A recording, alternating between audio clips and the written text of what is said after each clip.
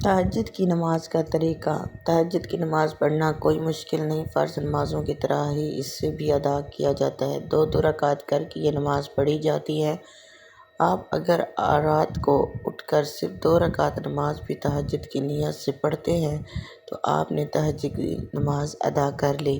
حضرت عبداللہ بن عمر رضی اللہ تعالیٰ عنہ نے فرمایا، ایک شخص نے دریافت کیا، یا رسول اللہ صلی اللہ علیہ وآلہ وسلم، رات کی نماز کس طرح پڑھی جائے؟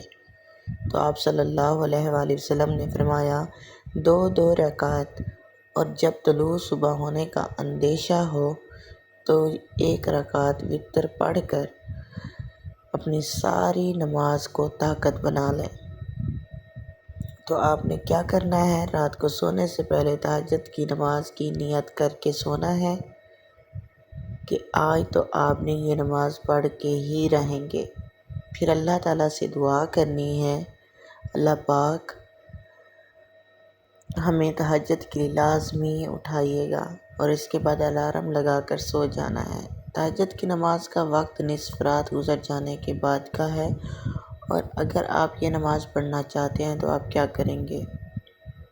نصف رات گزر جانے کے بعد، مطلب سحری کا جو وقت ہوتا ہے نا، اس ٹائم ہم تہجد پڑھ سکتے ہیں۔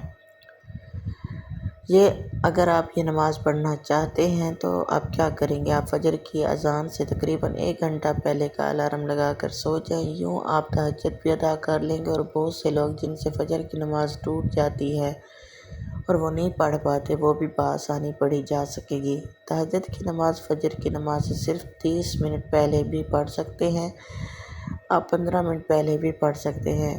ویڈیو اچھی لگی ہے تو لائک لازمی کر دیں۔ جزاک اللہ۔